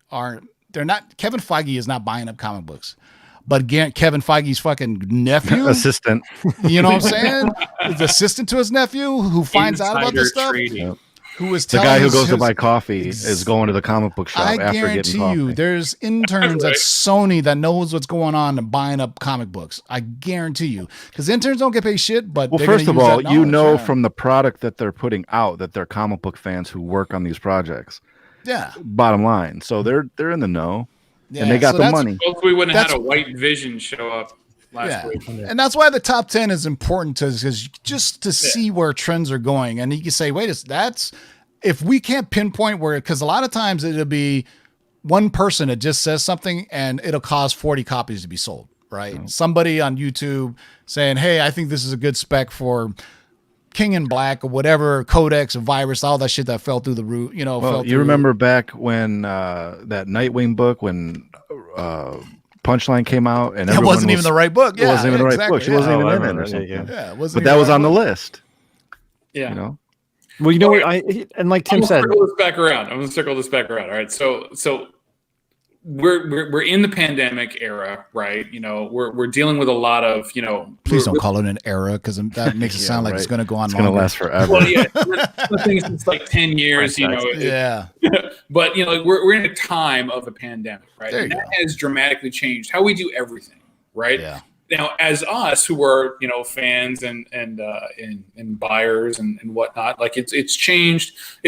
It's changed specifically like how you guys would go about what you do in your free time, right? With the Lord's channel, and then it's changed how we buy, right? Yeah, now definitely. It has significantly changed everything that we do now today, right?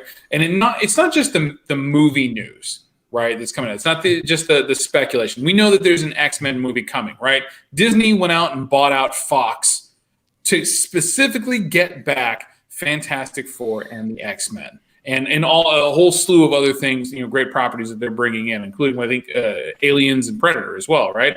They had to build up their streaming library, essentially. Yeah, exactly, right. They have a big plan in mind, but excuse all that for a second and just think about what we've seen over the last year in terms of the prices on comics. I don't want to say values, because I don't believe these values are going to stay around. I really don't. But in terms of the prices, so I'm gonna set a scenario for you guys. Conventions are open back up. You go to your first convention. how do you hit that convention? What's the first thing that you're doing? And we'll start with Tim. Well, typically what I do is, the shows I've been going to for like 4 or 5 years. So I know most of the dealers already, right? And always wear my Lord shirt just in case I can get a discount, or sometimes they charge me more. But anyway, what I'll do is I typically walk around the show to see who has what, and I kind of tell, oh, they're overpriced, or hey, they got stuff and they're reasonably priced.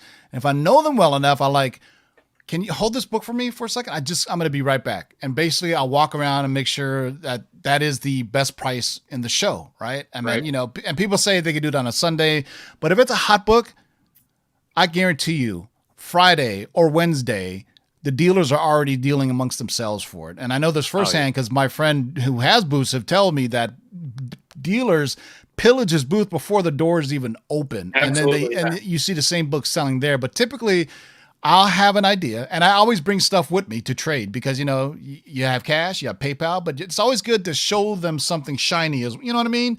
Because dealers will look at them and go, people have been asking me for that. I can take that book and I can sell it right now. So I bring and I always bring 3 or 4 slabs that, I say, and maybe this is $1,000, maybe this is $2,000 that'll help me buy some stuff that's there. And then I have my go-to booths, like my buddy Mike, Comics, Tunes, and Toys. I bring a stack of books, I give it to him, and he just said, just give me this much. I go, okay, bye. And then that's it. But I typically make my rounds first, eyeball who's got what, who's got the best prices. And if I know that booth well enough, I tell them, hold this book, I'll be right back. And I'm good for it, right? And so, because if I think let's say it's New Mutants 98 and if it was 3 years ago, I don't know what that book would be nowadays. Maybe a Peach Momoko Strange Academy #1, right? Something like that.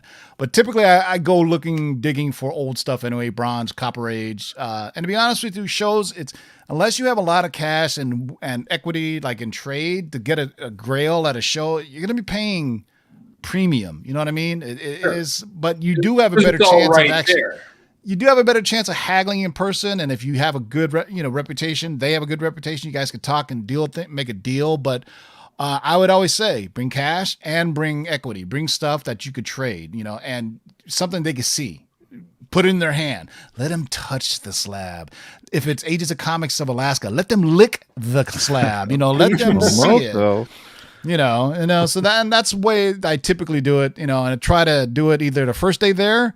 And then I'll come back on the last day and I'll see what's left right at closing time. Cause dealers will straight up tell you, look, I got a giant box of Penthouse comics before because he didn't want to take them home with him. He goes, dude, I got this box here. Just give me $20 for it. I'm like, okay. And inside there was an Adam Hughes cover, all kinds of cool. Yeah. So I got a big box of porn. I didn't want it, but they made me take it. So that's the way I approach it. Friday, if I really need something, eyeball it or grab it then.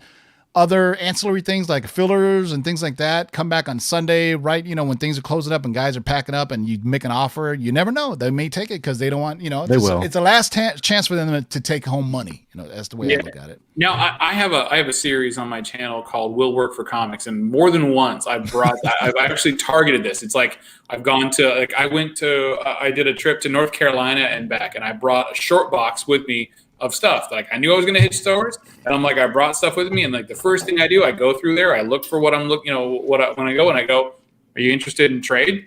And I bring the box out and I let them look through it, and I've got prices on them, and so like that's what I'm looking to get for that book, because it's the same thing I would put up, at a store or something like that. But not to promote not to promote our sponsor or anything, but having a cover price on your phone to look up what values are and what they're truly selling for. Arm yourself with be it cover price or, GPA or whatever, arm yourself with as much information as you can going in. So you're knowing you're getting a good deal, and, you can say no to your grail. If it's just a ridiculous price, wait, you know what I'm saying? If they're gouging, you should know this, and you should, And please, please, please, the number one rule, don't pay graded prices for raw books. Absolutely. And too many of them price their raw books at graded prices. Well, the low grades, like I've heard a lot, and I've actually seen the numbers though, like the low grades, a lot of times the raw books sell for the same price as the slab ones, in the 3.0s and below. It's like at that point, you're not really looking at much, but the higher grades, absolutely. don't pay that kind of price. Don't pay slab prices for raw. Yeah, and always wear deodorant. Always. And always yeah. And hydrate. There you go. That's it. That's and pretty comfortable much and comfortable shoes. Yeah. Oh yeah, definitely. All right, we'll move to Justin. Justin, you're at a con. Same question. What do you do? So I'm not gonna sit here and I'm not gonna lie. I'm not gonna lie to everyone watching. At a con, me and my boy Dave in the cave, we know first 2 days I'm in Artist Alley. I'm getting signatures. I'm setting up commissions for sketches. So I'm doing stuff like this. Like, oh wow, that is beautiful. Yeah. Who is that? This was an artist. Her name is Serena Guerrera. She worked on some book with like mice or something. This was done at Baltimore like 4 years ago. I just kind of have it. Mouse Guard? I don't know if it was Mouse Guard. Oh man, Mouse comics out there, man. Yeah, it could be. Yeah, But It's so not it's like- Warriors because that's actually Witter. And then you got like some, this is Wow, those are fantastic, Justin. Damn, Yeah. I do miss Artist Alley now that I think. Yeah. see, like that's me. And I do the same thing. I'm doing commissions for I'm doing because I have a cleaning and pressing business. So, but when I go to cons, when the cons are open, I do commission for my customers for signatures. Right? It's like give me a stack of books. I'll press them. Who do you want signatures on? Boom. I'm standing in line for the first 2 days. Oh, here's another tip too: is I don't get signatures at shows. Although I do get signatures at a show, but what I do is I give them to my facilitator. Yeah. He will stand in line for me while I'm enjoying myself because you need to have. That's why you need to build good relationships in the community. Like if you I'm know, the facilitator. there you go. So you know what I'm talking about. But I am the facilitator. So, Justin, my buddy KRS Comics. I met him 2015, 2014, right? And back then he was a CTC facilitator. He used to go to a show with just a giant backpack full of comics, and he spent his entire day getting signatures. And then to this day, I'll still do that. They don't charge me any additional, but it frees up my time to do other things as opposed to standing in line for 2 hours. I spent in line KRS Comics 3.5 hours for Stan Lee. KRS Comics did this one for me. Nice. all right, that's so cool. that's pencil. So let's put you on the big screen. What do we got there? So that's a Starfire, right? That's Starfire. And who's the artist? That looks like Natalie Sanders. Yeah, Natalie Oh, Sanders. yeah. Say that. See, She's I hot. like that better than the clean work that she's been turning out. I think Yeah, that she pencil work does. that really shows the skill. She's very Mike. She's like the next Mike Turner, right? In the way that she approaches the like the facial structures and stuff like that. That's Very model-esque, yeah. yeah, very Mike Turner style. Yeah. And I only It'd be nice to find a colorist to color this though. But yeah, and I only Almost use, looks better black and white, I think. I like the raw Exactly, that's what I'm pencils. saying. Yeah. And I I only like use the that raw. analogy of Mike Turner because he was there before her. But yeah, we're familiar with it. But anyway, Go ahead, Justin. We interrupt you. Go ahead, man. No, so for me, I don't buy books at cons. People know that. I'll really just dig in long boxes. But I think the last time I actually did buy a big book was I bought at Baltimore Comic Con 2019. I actually bought a Justice League of America #1. And I was looking at it on Friday, looked at it on Saturday, and even on Sunday. And there was a couple copies here and there throughout the vendors, but I wanted to get it at the same grade as my Brave and the Bold 28, which my Brave and the Bold is a 3.0. I wanted it also in a 3.0 to match. And surprisingly, as the days went on, finally Sunday, the guy goes, listen, he's like, this book is dropped. He's like, it's already priced under. He's like, what do you want it for? And I go, I throw out some lowball offer. He goes, sure. And I got it for probably like $400 under GPA because he just, again, like Tim said, you just want to move stuff. You don't want to take stuff home. You want to make money. Yeah. You just beat them down with verbally attack. No, you don't. You let the weekend beat them down, and then you swoop in. Right, It's like You let the sniping. It's like con sniping beat 'em. on eBay. Yeah. Even statues. Like I got a retail statue. It was literally brand new, 2 months, but I got it at Baltimore. It was 2 months. It came out in August. The show was in October. It retailed for $150. I got it for $75. Brand Statues are even easier to get on the last day because those take up a lot. Oh more yeah, because they space. take up a lot of space. Yeah. I'm still trying to find that Miss Marvel Bowen statue. I'm not Miss Marvel. I'm sorry, Marvel Girl Bowen statue. Oh, where she's like kind of green. Yeah. the busty bust. No, like the full length with the dress and everything. No, I'm just saying she's Yeah. Power Girl. Yeah. That bust, gotcha. You know what? Actually, I'm going to point this out, Sergio. If you want to know about comic values, catch these guys on Tuesdays and Thursdays on their channel, and they talk all about comic values. So let's move to Ryan. So, well, for me, I have to be honest too. I go into a con with zero plans. Usually it's on a Sunday. I don't really go on a Friday or a Saturday. I like the Sunday crowd. Just wait for the low key. You know, and I skulk around and I look at I look at all the wall books. I'll dig through some stuff, right. And I'll hit every dealer in the place 10 times, and I just kind of walk around through the day, admire the sites, hem and haw about any kind of books, and then I make my strike at the end of the night, and usually come home with a decent amount of books. Yeah, for decent prices, but nothing really in particular. What are you targeting when you go to cons? Are you look? I mean, I like the Golden Age stuff, and I like the Silver Age Batmans and Teen Titans and all those kind of things. But really, when I go to a con, I don't really have anything set in my, like, if I want to pinpoint a book, I'll buy it on eBay. If I have a specific book that I want to buy. So usually for me, cons are an orgy of comic books that I walk around in. And I'll tell you, the best thing was the last con I went to was Bakersfield Comic Con. Just a little shitty show in a fucking barn in Bakersfield. I went with my boy Swolverine. And, we've been doing these long-term spec lists, so I kind of had an idea, right, to what I was looking for. So I and they had absolutely there was one Hulk 181 in the entire show, by the way. That to me, that was amazing to me that was even possible. Yeah, usually every booth has one. Sometimes the big books just aren't there, right? Yeah, but I was finding these great key issues like Jennifer Kale and Elsa Bloodstone, and in the back of my mind, I was like, "What?" I remember we talked about this on our show before, and that's when I found the static blue cover. Because we had done a show where it said, "Hey, DC is developing a static movie." This is like 2 years ago. I got it at Bakersfield for $1, and it was still, I was like, "Oh, look at this!" And it was the one that's still in the blue plastic, which I guess is more valuable for some reason. I don't know, but I mean, it was that, and I think and then I also found like a Macross #1. I love that book. Right, and it was like a VF plus VF, right around that. Yeah. But I was like, you know what, and so sometimes it's just about getting nostalgia, But it's also recognizing covers and recognizing the books that you're seeing on Instagram, on Facebook, on YouTube. Yeah. And it's not like I'm looking for a specific thing, but I'll be flipping up. Wait a minute, I've seen this before. Okay.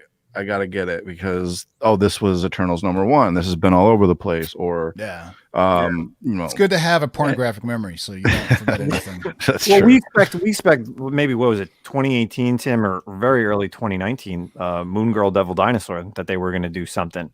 Yeah, and I can remember being in a show here in Jersey in the summer.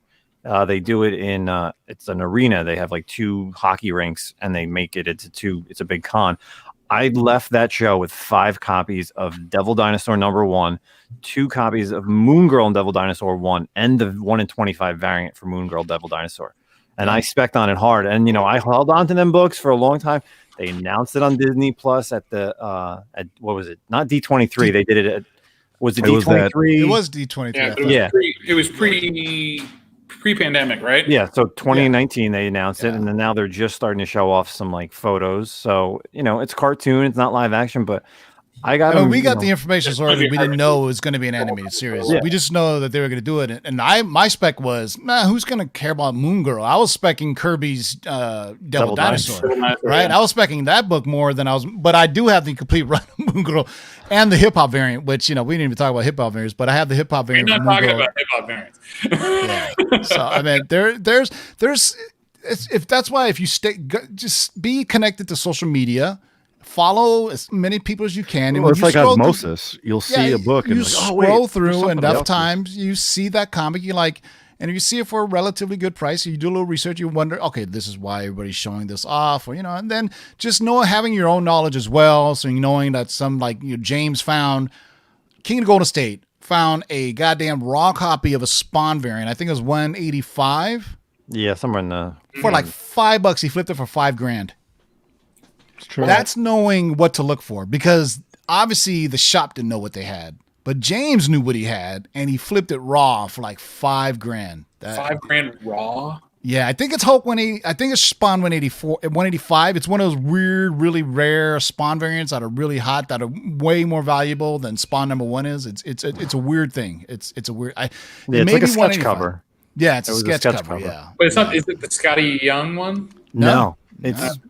I think it's just the cover, but it's just the sketch version of it. Yeah, it's not a first appearance of anybody or anything. It's just a rare Spawn issue, and it's just knowing that it's a rare Spawn issue, then going out and finding it, because we used to always think back when I started on YouTube in 2015, Craigslist was the thing, right? I used to follow guys like Lightning 2288, Omega Shen Ryukin, and they used to go, yo, so I went to Craigslist, I went to this guy's house, this is what I found. Like, damn, that's awesome. And I think those days have dried up, because that's how I started. Everybody's hitting up Craigslist. Yeah, I mean, you always think those stories are almost impossible to find. Like, I went to antiquing with my lady over the weekend, and in these antique malls, they have comics.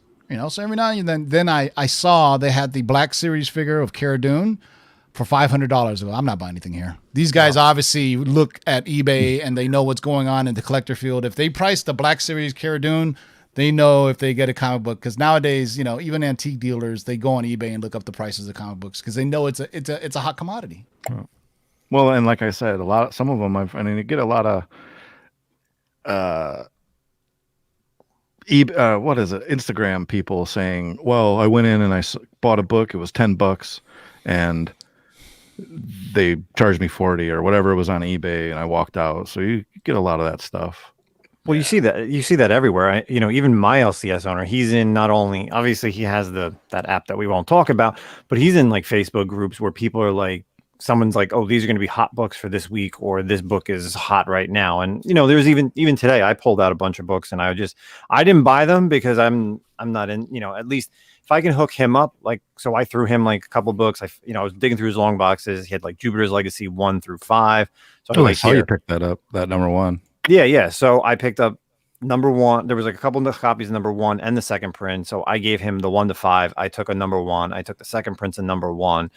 But then I throw him books. Like, I'm like, oh, this book should be up on the wall. I actually found, Tim, what's the Dark Scarlet Witch? Like 180, the one where she's on the cover that you showed us? Was it? Oh yeah, West Coast Avengers. I want to say 45, or is it 55? One of those two. Yeah, like I actually was digging in his dollar books, and I was just like, let me look at your West Coast Avengers and your dollar bins. And I pulled out that book, and I was like, you should just throw this on the wall. Like, so I hook him up. I find him books better than me finding them, than somebody who's just randomly coming into the shop and just being, and we always say, like, don't call up a shop. Don't call up a shop and say, do you have this book? Because then that's when the people are going to go online looking for it. It's actually number 56 is first cover. I like this one a lot better than 55 because it shows her evil. Is Jimmy still with us? Did we lose Jimmy? No, he said he'd be right back. I'm here. There he is. There he is.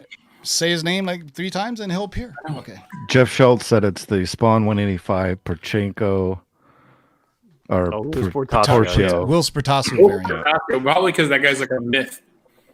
Yeah. I've met Will. I've seen Will Sportasio at shows. Last time I saw him, I was kept on asking about Wetworks. I'm like, dude, come on, when are you going to bring back Wetworks? Hey, man. He goes, if you guys talk about it enough, we'll bring him back. I go, okay. Because sales really don't matter on that book anymore, right? Yeah, nobody buys it. Crazy. Yeah, that's one of my favorite Image series is Wetworks. I actually love that series. Great artwork. That I'm a big mark for, as you said, Michael Turner. Also, so whenever I can collect Witchblade issues and Darkness issues, I'll snatch up. I even have the first ever Michael Turner miniseries. I think it's Violent Messiahs is a 3-issue series that he did. Really? I think it's called Violent Messiah. Or no, it's Ballistic. I'm sorry. Ballistic is the first Michael Turner work he did. But he also did this weird thing called Violent Messiahs, which was like not even an image book. It was like some random books. But so when I was collecting Michael Turner stuff, I went and got the Ballistic. I think it's a 3-issue miniseries from Image. Is the first work he did for Image. And, I mean, ever since the 90s when he first came out, I was a huge Turner fan. I would drive around the Bay Area looking for Witchblade #1, the Witchblades, the Psy Witchblade, whatever issue, all those, then the Darkness came out. I mean, because Turner's artwork was just phenomenal, and it was good storytelling too. It was a really compelling and interesting story that really drew you in, and I got to tell you, it was like I was hooked on that series, no doubt, until issue 25 when Mike went off the art and they brought in the worst artist I've ever seen to do the interiors. Who was it? Just god awful. Even the new Witchblade, I'm like, how can you guys do this to Michael Turner's legacy? This art is, it's like, did you not realize what got this book where it was to begin with? I mean, we're taking 24 issues. The first 2 years of this book spawned Witchblade and Darkness and 2 spin-off, like the tales of Witchblade and Darkness, and they bring in hack artists to replace them. They're just like not even close in style. Yeah, right? There's a great Michael Turner documentary, and I think it's on YouTube for some reason. And they interview the guys in Image, and they said he was the most coveted artist they all wanted, right? Because you know how they all had their own studios. Yes, I watched that Image thing that they had, like that talked about like them breaking off from Marvel and everything like that, and like I heard Mike Turner's name come up like once in the entire hour something movie that they had. I'm like, that's just rude. Yeah. So there's a one that's a documentary that was put out by his estate or his family or something like that. And they actually interview I'll have to check Rob Liefeld, Todd McFarlane, and all the artists said he was better than us. All of them. You know what? The funny thing about that is that like he was the guy that was like he would keep coming back to the studio and they'd be like, yeah, you're not there yet, man. Keep trying. Right. And it was like, and he came back and blew everybody away except for probably Jim Lee. Yeah. So too crazy. So all right, I want to wrap this up with one last question, and this is one I think we might have kind of touched on a little bit in the past earlier on, but your approach to collecting in general, right? Is it do you go after just keys? Do you go after runs? When you go after runs, do you do keys first? Do you do keys last? That kind of thing. Like what is what's your collecting style? And we'll start with Tim. I collect keys. I don't I don't collect. I don't buy new comics to read. I mean, I'll buy new comics if it's a variant and something along those lines. I read my comics digitally. Simply cover buys. I'm more out of practicality. I just don't have room for comics stacking up. But I will when I go out buying comics. If I go look on a wall, first issues, first appearances, those are the things that I hunt. I collect first appearances, first keys, and then there's things that I have.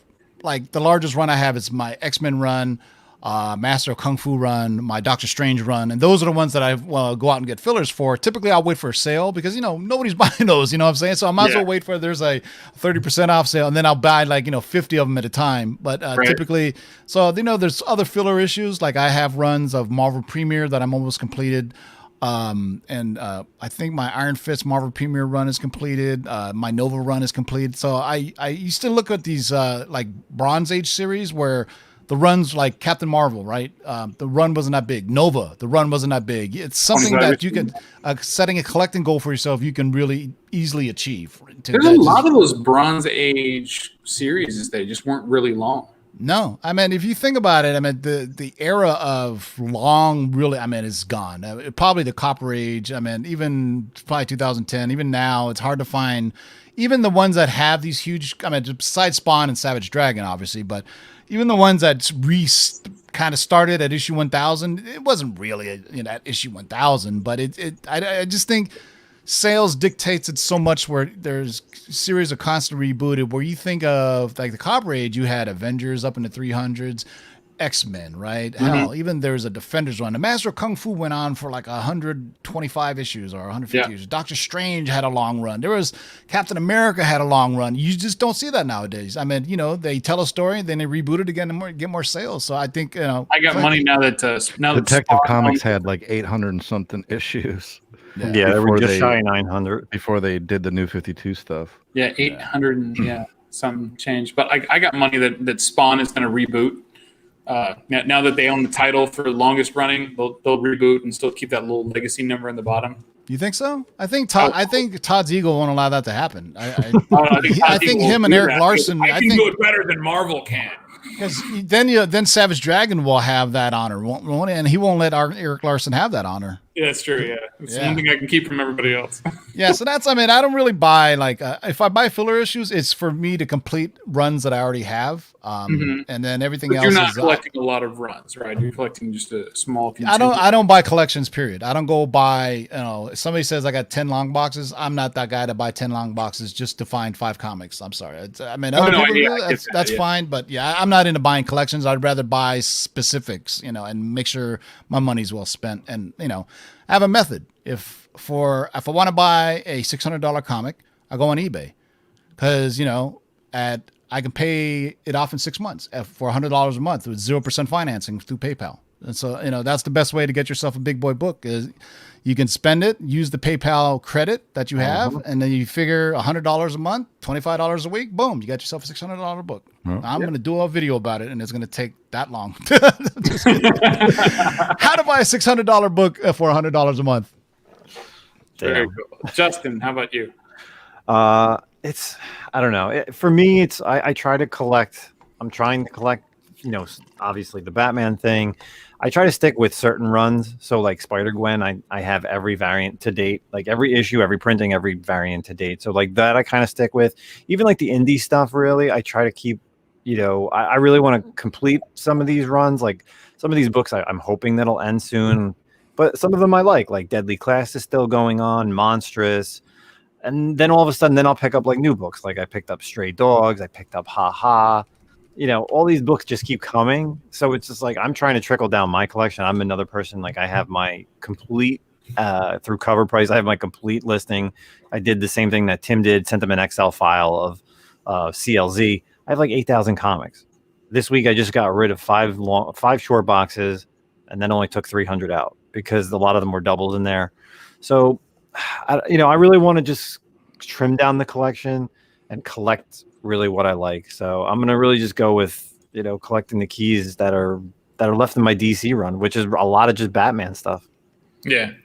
Do you collect a lot of other DC books? I mean, I know you got the first Satana. I remember seeing that. Because everybody should have that, right? Yeah. Well, I have all the Justice League. So I could just do this in like 2 minutes. So I have all the Justice League Dark characters besides the Detective Chimp.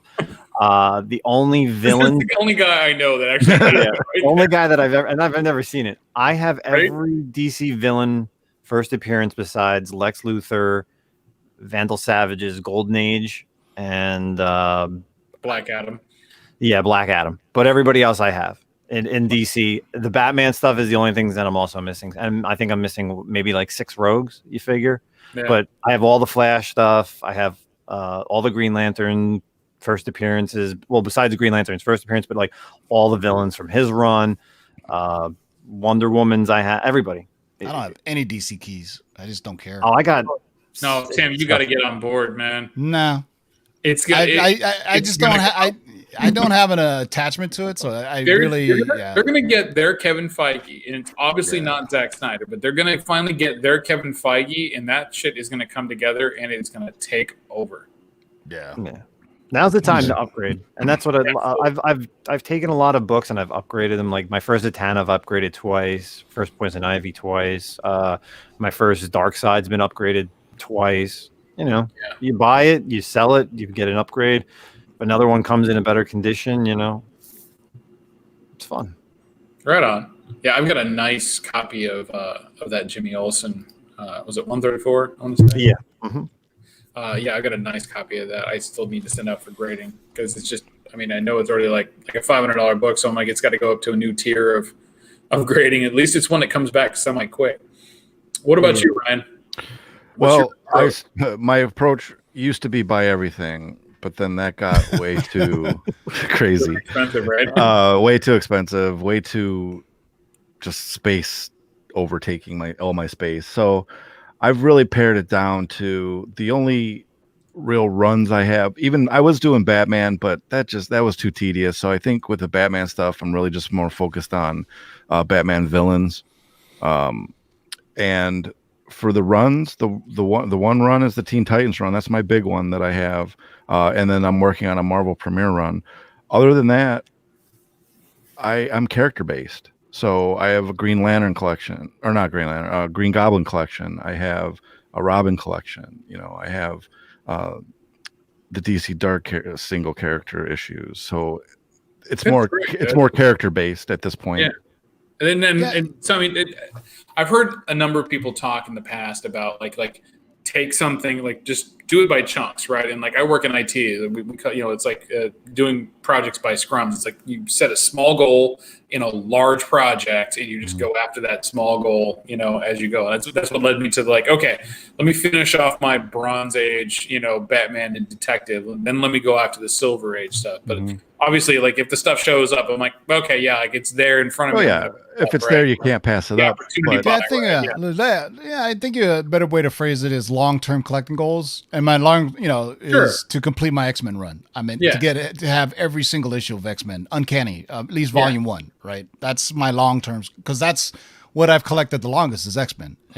Fortunately, I tied that one off in October of 2019 when I picked up my X-Men #1. Actually, no, I took that back. I got 3 and 4 at the beginning of last year, so that was really what finished it off. Because I had them set to the side at Jay's, and I was like, okay, I got to work off those. But I tied that off beginning of 2020, and that because that's a whole nother story for me. That's a long-term story of me and my love of X-Men since I first got into comics in the way back.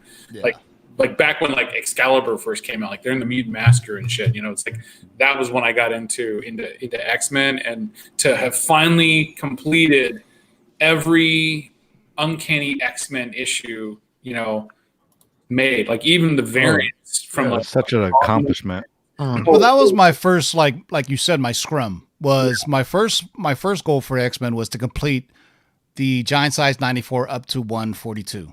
Right. And, and I completed that probably 3 years ago. Claremont stuff, yeah. Yeah, basically the big, because to me that's the big boy run, right? So that was the most compelling. Yeah, that was the compelling portion of the X-Men. Right, that's when the X-Men became the X-Men we all know. Well, I mean, 5-6 years ago, those were the most expensive books. I mean, now it's the Silver Age stuff that's creeping up, but it was X-Men 101, first appearance of Phoenix, and X-Men 94. Yeah, Giant Size now is just crazy. But I got mine. I got mine for expensive. I bought it for $400 or $500 raw, and I graded it out as a 8.0, 8.5. So it's pretty expensive now, though. But I got mine free. Everybody's gonna hate that. How'd you get it free? A raffle or? No, I so back in I want to say what was it, 97?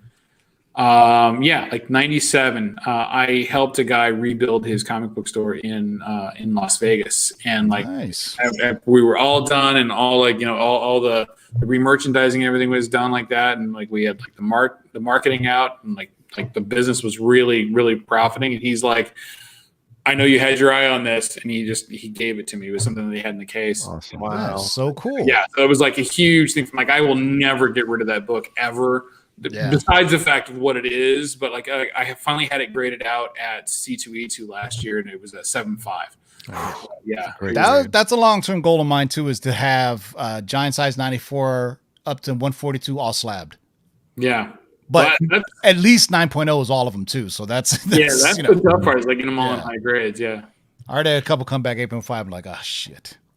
Yeah, that's tough. But they're signed by Chris Claremont, so that makes up for it. See, that's the deal. Like I've got a 129 that's an 8.5, but it's signed by Claremont. So it's like Same here, yeah. keep it.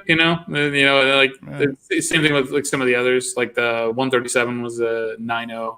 Like 9.0 apparently is my sweet spot for bronze. Like every time I turn in, something. You know what? As long as the entire collection is like 9.0, 9.2, then it looks kind of cool. But when they go my from 94 is a 9.0, right? So I'm not complaining about that. And then with my 101's a 9.4, so that was huge. There you go. See what I think I'll do, because like I gotta pare it down. That's my goal. Pare it down. Yeah. So, and you're talking about collecting full collections. So I'll take my Teen Titans. I'll grade them. They're gonna be anywhere from 3.0 to 9 point whatever. Yeah. And then you sell them, and then you start upgrading your collection. You start upgrading it, so then you have all 9.0s or whatever you can do. So I think that's really where I'm at in my collecting at this point, where I'm not buying any new. I'm upgrading what I have. Yeah, I guess so to say. That's a constant thing. It's always looking to upgrade. You don't have like a new I want to get these now that I don't have. You just want to focus on what you've got. I'm sorry, but that's the problem. Like Justin, I everything that I care about, I have. You know what I mean? I'll buy the things I don't care about are the things that. A spec thing I can quick flip or make some money or whatever. Earning profit. So the collection, the focus of my collection has been, I hate to say completed because it's never really completed, but the meat and potatoes is done. Now it's just the desserts. Yeah, there's literally only 3 comics that I really are missing from my collection. That's FF1, X-Men 1, and Journey into Mystery and Journey into Mystery, right? That's Brian, Hold your tongue, Justin. Yeah, like Amazing Fantasy 15 to me, that's like, oh man, that would be great to have, but I don't really collect Spider-Man either, but but I was a huge FF fan, huge X-Men fan, and I'm a huge Thor fan. And those first issues, I should have gotten them before Fox was bought by Disney, because man, it's when it comes to Thor, I'll be honest with you, and I'm sure anybody who's ever tried to find Thor it will feel the exact same pain. It is tough to find Journey into Mystery issues at all, right? No matter what condition they're in. Right? If you can find nice copies and they're affordable for you, get them. Because I'll be happy with a 2.0 on that, to be honest with you. Nowadays, Well, I've got a terrible Justice or Journey into Mystery 83 story, but that's for another time. So, but just finding anything in that, the closest I got on that was 84. Yeah, I bought it from you. Yeah, that's right. You did. Holy shit! See, we just collect between each other. Really, that's right. Yeah, what we do. Right. Yeah. It's a very small vacuum. Stuff around, very incestuous group. Yeah. Thank you. And with that, we're gonna close this off, and I'm gonna ask you guys to let everybody know in the chat and in the rewind what's going on in your channels. I don't know, Justin and Ryan. Do you guys have your own specific channels, or Justin does? I do my stuff mostly on Lords. I have a channel, but I haven't updated it in I think 5 years. You still have like 500 subs, I think. 600. Yeah, I get subs every day. I've got I have a nice my early Robin collection is on there. It's a 2-part series. I think it's time to bring back that back issue show. I'm going to. That was a fun thing. But on your own channel, I could do that too. Yeah. Build your own brand, man. Branch out. There you go. Oh, I just like writing coattails. It's easier. I'm here for the free hooch. Exactly. Yeah, I have a YouTube channel. It's got I got 50 subscribers, but there's no videos on it. The newest thing that I started this year with Milton the Manimal, who's another member of Lords of Longbox, is our podcast. Yeah. So I just dropped the link in the live chat. You can hear us weekly on Spotify, iTunes, Google Podcasts, and Anchor FM, as well as tons of other podcast platforms. So that's really where you'll find me if I'm not here on the Lords. It's a lot of fun just talking comics, no video. We're doing articles. We're talking about what we're collecting, comic book drama in the community, or just in general. So, is there a lot of drama in the comic book community? Let me tell you, man, this week's going to be fun. Tune in. Oh yeah, it's going to be interesting. There was no big bad. Oh no, not even that. No, just the IG community is going to be fun to talk about this week. Certain somebody just got upset because Zach, misspoke and didn't put the 2 words when we were talking this past 2 letters. Tuesday. Yeah. God forbid you make a mistake on a live show and then they want you to go back and correct it and put an asterisk and saying, something else. Ain't got time for that shit. Tim's not editing our video. This is not CNN. We are not beholden. Yeah, it's just so terrible. So that person may be coming on our podcast as well. So we'll see. Oh, good times. The context was correct. The wording was incorrect. Yeah, it happens. So that's me. That's where you can find me. Don't get hurt. It's just fun, good people. Let it go. I mean, we are talking about cartoons. You know what I mean? Like, let's not get too serious about picture it. books. Yep. Yeah, we're very petty in this world. Yeah. There are some. That is true. All right, Tim, knock us out. What's going on with the Lords? None. We got the Cover Price Top 10 every Tuesday, the Cover Price Shaker Show every Thursday, and then every Sunday I'm bringing back another segment called Letters from the Long Box where we answer viewer questions, and I'll be doing that tomorrow at 5 p.m.